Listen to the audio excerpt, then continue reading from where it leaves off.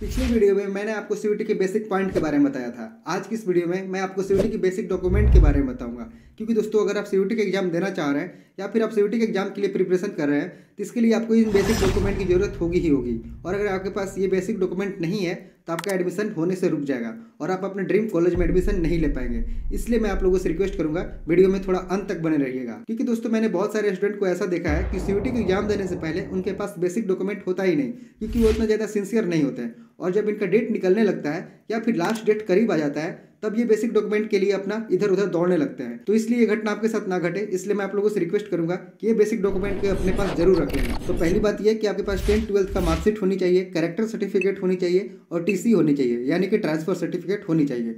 अगर आपके पास ये नहीं है तो आप जाओ अपनी यूनिवर्सिटी, अपने स्कूल में, आप वहाँ बोलो कि मैंने सीयूईटी का एग्जाम दिया है और मुझे इन बेसिक डॉक्यूमेंट की जरूरत है, इसलिए आप मुझे जल्दी से जल्दी प्रोवाइड करवाइए। इसके बाद पासपोर्ट साइज का 10 फोटो तो अपने पास जरूर रख लेना, अपना और अपने मम्मी पापा का, क्योंकि दोस्तों ये फोटो की कभी भी जरूरत पड़ सकती है। और दोस्तों इसके साथ साथ अपना आइडेंटिफिकेशन के लिए Aadhaar card, PAN card, driving licence, voter ID, इनमें से किसी एक डॉक्यूमेंट के अपने पास रखे रहना। और इसके साथ साथ अपने मम्मी पापा के भी आइडेंटिफिकेशन के लिए आप आधार कार्ड रख लेना। नेक्स्ट, अगर आप SC/ST कैटेगरी से बिलोंग करते हो तो आपके पास कास्ट सर्टिफिकेट होना बहुत जरूरी है, क्योंकि दोस्तों अगर आपके पास कास्ट सर्टिफिकेट नहीं होगा तो आप जनरल कैटेगरी में आ जाओगे। और इसके साथ साथ मैं आपको बता दूं कि ये जो आप स्टेट वाले कास्ट सर्टिफिकेट बनवाते हो ऐसा नहीं चलेगा, आपको सेंट्रल गवर्नमेंट वाली कास्ट सर्टिफिकेट बनवानी होगी, यानी कि सर्कल ऑफिसर से। तो बेसिकली इस तरह का कास्ट सर्टिफिकेट होता है, मैं अपना लगा दूंगा स्क्रीन पे, आप देख लेना। और अगर आप जनरल कैटेगरी से हो तो आप अपना EWS का सर्टिफिकेट बनवा लेना और OBC वाले अपना कास्ट सर्टिफिकेट बनवा लेना। Next, handicap certificate. ये सर्टिफिकेट सभी के लिए नहीं होता, ये बेसिकली उन लोगों के लिए होता है जो कि फिजिकली रूप से डिसेबल है, यानी कि विकलांग है,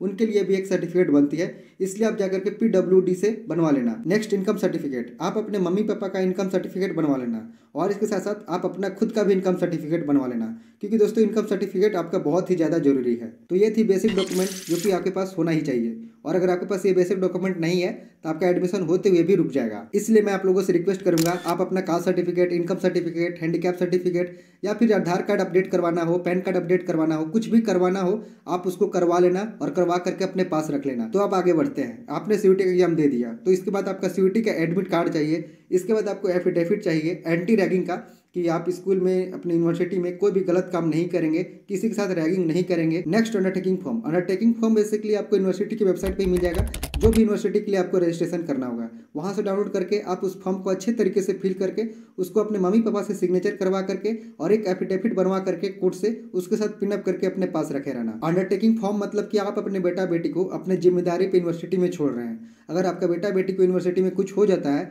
अनफॉर्चुनेटली अगर आपके बेटा का जान चली गई या फिर आपकी बेटी की जान चली गई किसी हादसे में, तो इसका जिम्मेदार यूनिवर्सिटी बिल्कुल भी नहीं होगा। तो दोस्तों मैंने जितना भी डॉक्यूमेंट्स के बारे में आपको बताया, अगर ये डॉक्यूमेंट्स आपके पास ऑलरेडी है तो आपको कहीं भी भटकने की कोई जरूरत नहीं होगी। बाकी एग्जाम के बाद जो भी डॉक्यूमेंट्स की जरूरत होगी उसके ऊपर मैं एक डिटेल में वीडियो बना दूंगा। और दोस्तों इसके साथ साथ आप अपने मम्मी पापा से 10 से 20 हज़ार रुपये तक मांग करके अपने अकाउंट में रख लेना।